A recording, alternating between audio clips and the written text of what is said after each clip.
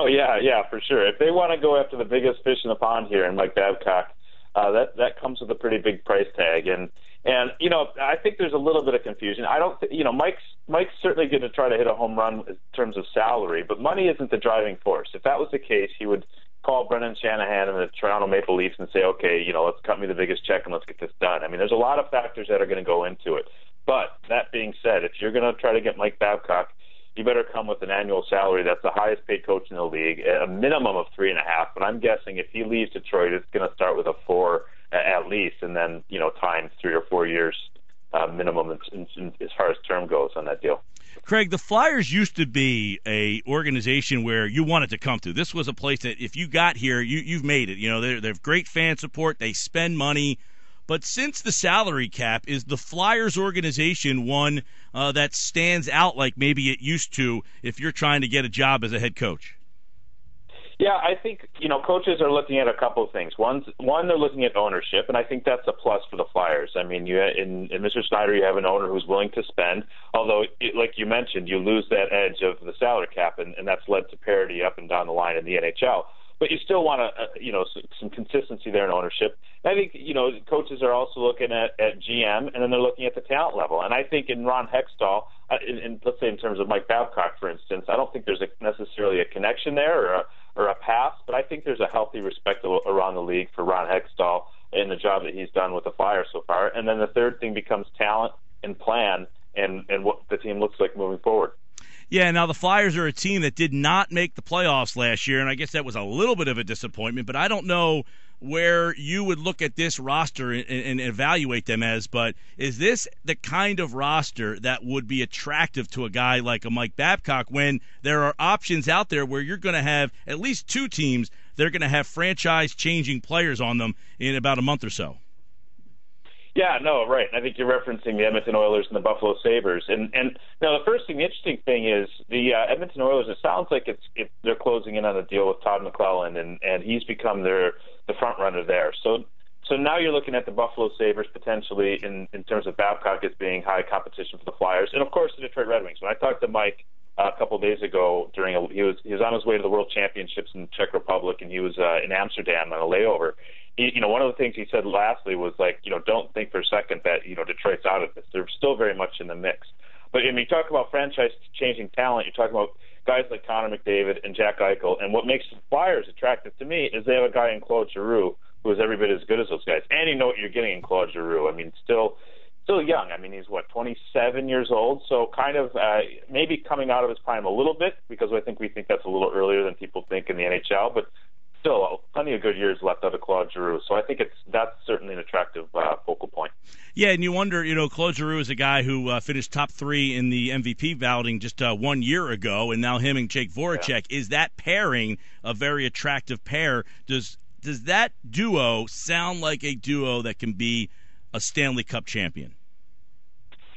Well, it begins in how Ron Hextall addresses that defense. I think you can certainly win a Stanley Cup with Claude Giroux and Jake Voracek. And I think Jake Voracek is a guy that's still kind of on the come a little bit. He's still on the rise in his career. And then Sean Couturier is a center who, I was in Prague and talking to Todd McClellan, the coach of Team Canada, and he was raving about Sean Couturier as a guy that he immediately earned his trust.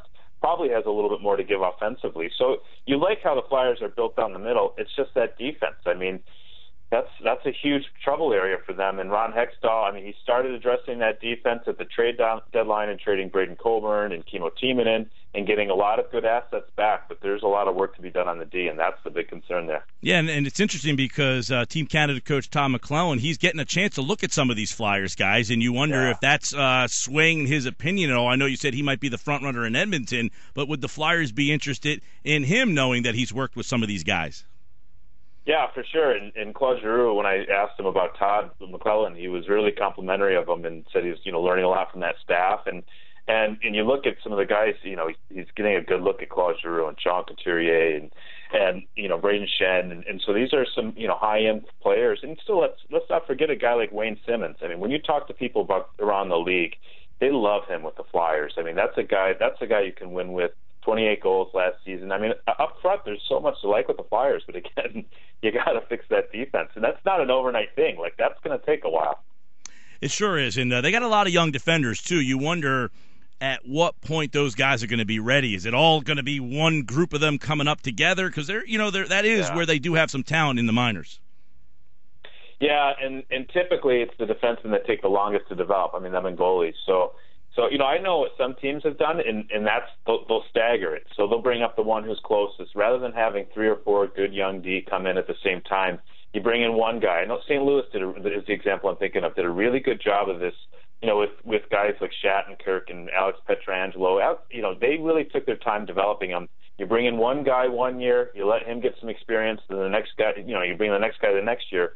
The problem is it takes a long time. We're talking about a 3, 4, 5-year process, and then by that time, these centers that we're talking about, Claude Giroux will be in his 30s, and that's the challenge here for Hextall. Yeah, and let's get your opinion on how Hextall has fared. I know he's been dealt a tough hand from the previous regime. He had a lot of bad contracts. Made some trades, did some signings.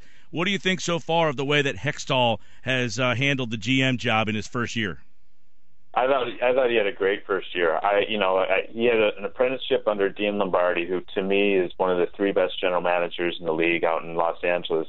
And you can just tell Ron Hextall certainly learned. I mean, he wasn't one of those former players who was just handed a job. He grinded it out. He learned the proper way, and he's got a long-term vision there. And I just look at, here was a Flyers team that was competing for a playoff spot, and he still was a seller at the deadline. And I thought that was brilliant because it was a seller's market. Got a huge return for Braden Coburn. You're stocking up on first-round picks. You look at the Timo Timonen, the return they got for him now is really strong, especially since he's kind of underachieved with the Chicago Blackhawks. So that's how you build this franchise. It's going to be with first-round picks, and they're starting to collect them a little bit, those draft picks. They have a ton of picks in the 2015 draft. I think it's 10 of them, and that's how they're going to turn things around. You just hope Mr. Snyder doesn't get a little impatient. He hasn't been known to do that, though, right? That's the problem. In today's NHL, you can't buy your way to success, and you have to draft and develop, and that's a long process. And if you just look at the teams that are having success right now, Tampa Bay Lightning just loaded with young talent, all homegrown. The Rangers, they went through what the Flyers were going through, where they tried to buy their way to wins. They realized that it wasn't the way to do it, and now all their homegrown talent is the reason why they're successful. And it's just Chicago's the same way, Anaheim's the same way. So you really, the only way to win the NHL right now is to draft and develop. I'll ask you, Craig Custance with us here, looking at the Flyers, the opportunity for them to get a guy like Mike Babcock. Do you think that his style fits the Flyers' talent? Oh yeah, 100%. Mike Babcock's style fits anybody's talent. Like this guy is.